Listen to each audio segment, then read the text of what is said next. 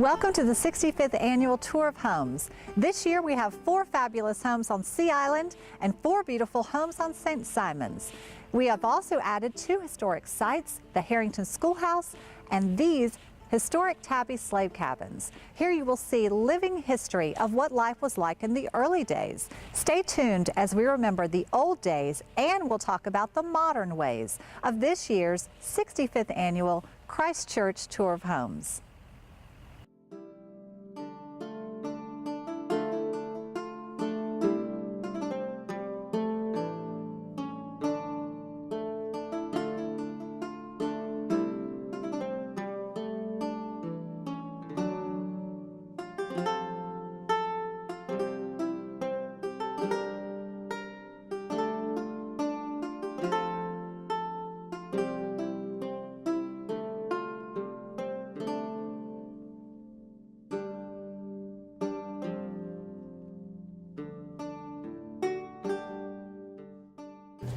Hi, welcome back to Golden Isles TV. I'm your host, Avery Brooks, and I am here with longtime members, Angie Burns and Zoanne Covington. We're talking about the tour of homes today. Thank you for being here. Well, thank you for having us. You're welcome. So we're talking about the early days of the tour. We're touring through the ages, and we're talking about the early days and the modern ways. And Zoanne and Angie were really part of the very first tour of homes years and years ago. Zoanne, tell me about your first experience. Well, I was in high school in the youth group at the church, and the ladies that were starting the tour in 1953 wanted the youth group to come and be in the car with the people that didn't know how to get around to the different sites. Wow. So you didn't actually drive the car, you were just sort of a guide. I was in the back seat pointing the way. Well, how about you, Angie? Well, I came to St. Simons in 1954 to teach, and the next year, 55, I married her brother. And so I started working on the tours that following year. So I've been doing this for about 61 years now. Wow. And at the beginning, it was much, much smaller than it is now. In fact, it was mainly local people, and they came every year. And it was such an exciting time because there was not all the entertainment we have now. I loved the big houses because I came from a very small town, so it was very exciting to be a part of this. Yes, so Zoanne, you were saying earlier that you actually knew everybody. Like Angie was saying, it was fun, but it was like a social event. You knew everybody that came through, is that right? Well, most of them. Some you didn't know because they might have been close surrounding areas that came. And we knew where we were going, though. We did know the way to all the houses. Right. Tell me about the houses. So you said there weren't as many houses, right? I can't remember. I remember that it was not nearly as expensive. It seems to me that it was about $12 at the beginning for the tour. Wow. And we worried every time it went up for fear that people would stop coming. But now we're just, look what we have now. Look what we have. So what about hospitality? Well, they had the different restaurants that would invite them in, or open up, even like the Red Barn would be open for lunch that day. And, Okay. but it started out being house and gardens, so some of the places were just the gardens on Sea Island and at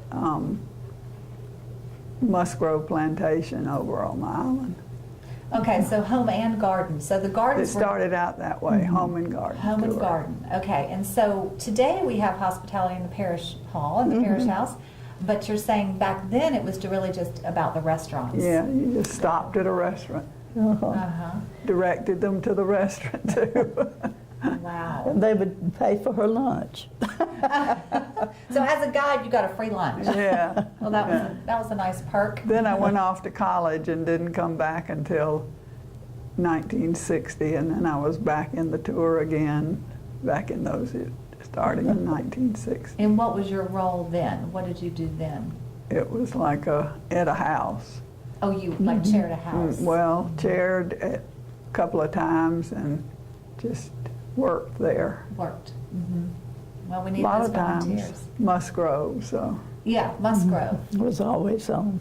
Right. Musgrove's been around, what, for Yeah, the whole the time? whole 65 time, yeah. years. Yeah. I think it has. I think so.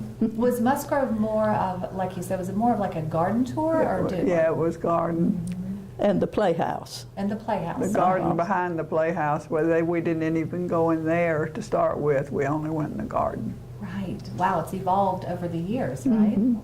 And all our husbands did the parking.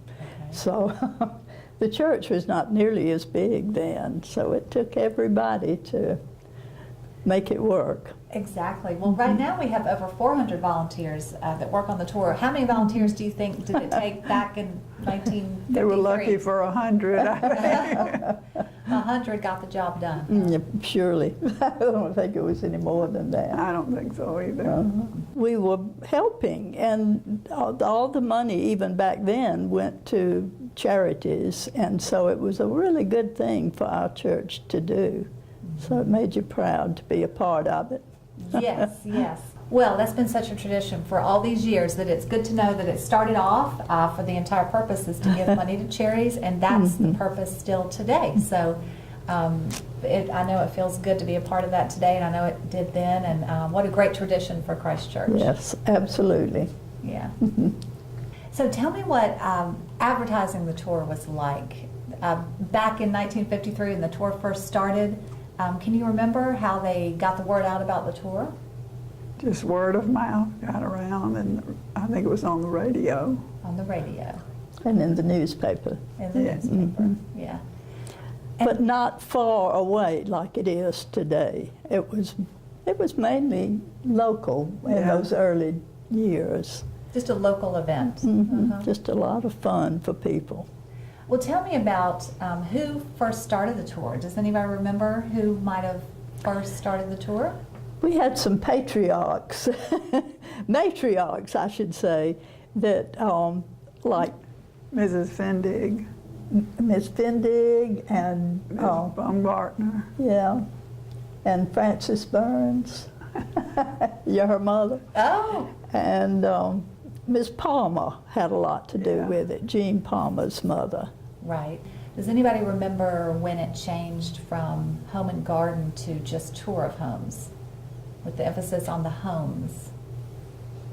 I went off to college, and when I came back, it was just homes, I think, Really? which was 1960. 1960. That's a long time. So Yeah. I don't know when, while she was doing it, whether she changed it or not. But we had 2 shifts then. You either worked 4 hours in the morning or 4 in the afternoon.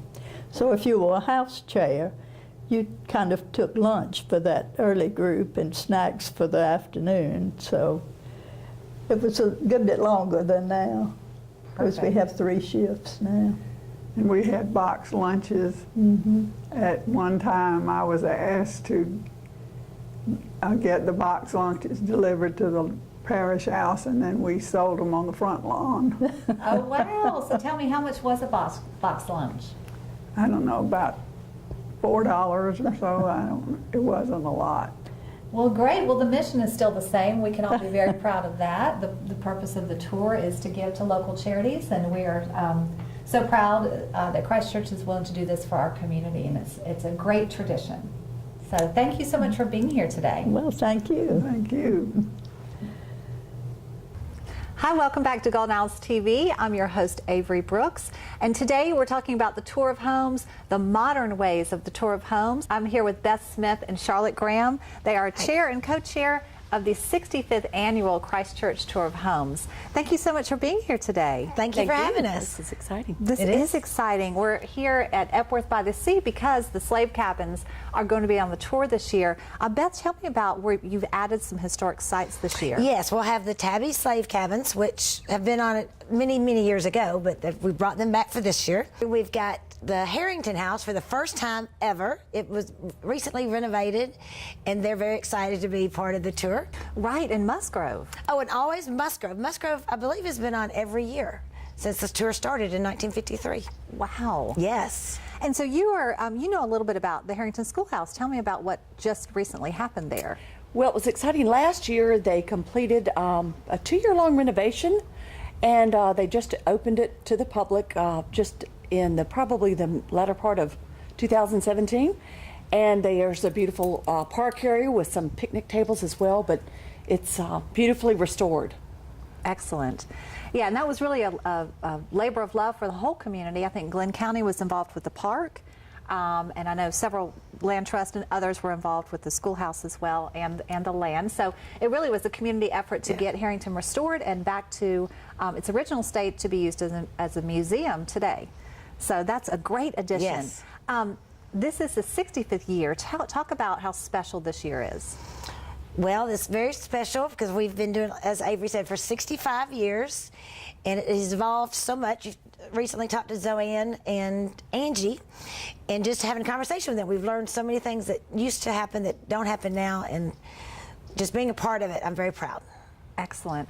Tell us about specifically about the buses. I know that's a big deal this year. Yes, we have a brand new bus company, brand new bus contract, and they're more modern. I believe they have restrooms on them and Wi-Fi, and we're very excited about our new bus partner, Academy Coach, are the buses. Excellent.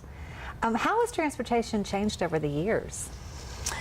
Well, when Sea Island put up their gate, that forced us to start contracting bus companies to get the patrons from Gascoyne to Sea Island. So we haven't always had buses, but now they're very important so that we can get in Sea Island and Ocean Forest. We have a house in Ocean Forest too. And we have some private bus tour companies that join the tour as well. So Yes. we have our chartered buses that take the folks around, but we have at least 3 private charter Right, companies. 3 buses coming from other places. And they'll bring all their people and go to all the stops on that bus. Wow, so private buses, and we provide buses, so lots of transportation Yes. and logistics going on. It's hard to transport that many people. Yes, it is. But we're going to do a great job with our new bus company this year. Excellent. Something to look forward to. Yes. Let's talk about the houses. Can you talk a little bit about how many houses do we have on Sea Island? We have 4 houses on Sea Island and 4 houses on St. Simons. Right. One of the houses on Sea Island is actually in the Ocean Forest area, but it's a tremendous variety of houses. We even on St. Simons on the East Beach area, we have both of the homes are newer, having been built probably within the last couple of years, but completely different architectural designs, completely different interior designs, completely different vistas. One of them overlooks the marsh. The other one is just off the main street through East Beach. But they're beautiful. It's real exciting to have the wide variety that we have. Yes, we do have a wide variety. It sounds like a great variety on St. Simons and on Sea Island, so that's a lot to look forward to. Yes. Let's talk about hospitality. Is lunch provided, or do people generally eat out, or how does that work? Well, I believe the private buses, they're going to have an itinerary where they'll eat at the Cloister and at Halyards, I believe. And then the market on Sea Island will offer box lunches to the patrons. And then, of course, the parish house will have lots of light snacks made from the cookbook recipes that we sell. Excellent. And can you also buy a cookbook there? Yes, we'll have quite an array of tour souvenirs available for sale at the Parish Hall. They're beautiful little note cards. There are our classic aprons. Yes. Quite a variety. Some fun surprises there too. Beth, tell us a little bit about, it's been going on for 65 years. Yes. You've always given to local charities. Tell me a little bit about that. Yes, we're very proud of the work we do. Last year we gave $60,000 to the mostly local charities benefiting women and children. But the homeowners who donate their houses and so graciously allow us to have the tour are awarded $1,000 to grant to whichever charity is their favorite or that they want. So that's something we're very proud of. That we make that money through the tour of homes and the annual cookbook sales. We have docents that work at the church on private tours and sell lots of cookbooks. Wow. And they're a great keepsake. Yes, so there's just, besides touring the beautiful homes, there's so much to the tour. It takes over 400 volunteers each year. Yes, and that number seems to be growing every year because we add more houses, we need more volunteers, and we're getting pretty good at it. Excellent. And tell us, Charlotte, I know we're talking about the modern ways of the tour. We talked about the bus company. Tell us a few more ways that the tour is very modern this year. We are so proud that we've become very modern. We are connecting with folks through social media. We are driving people to our website. We're getting lots of hits on our website. On the website, you can get a sneak peek of the homes. On the website, you can sign up to be a volunteer, sign up to be a benefactor. You can see the different charities that we donated to or gave the grants to last year. It's a fabulous website. We're blessed with a great webmaster who has helped us really be very present. And you can buy tickets on the website as well. You can buy tickets on the website. Yes, we're going to put up a screen here in just a few minutes that has the website address, www.christchurchtourofhomes.org. Yes. And you can go directly there, buy your tickets. If you're a group, you can buy a group tickets or individual tickets. So be sure to look out for that screen. Yes. Beth, tell us when the tour is, what time. The tour is going to be March 17th, which is St. Patrick's Day, from 10 till 5. Musgrove will be closing at 1, so those who want to visit Musgrove need to get in there by 1. Okay. Yes. Great. Well, thank you so much for being here. This is great information. Thank you. Thank you. Thank you We're so so much for proud. having us. Yes, we are.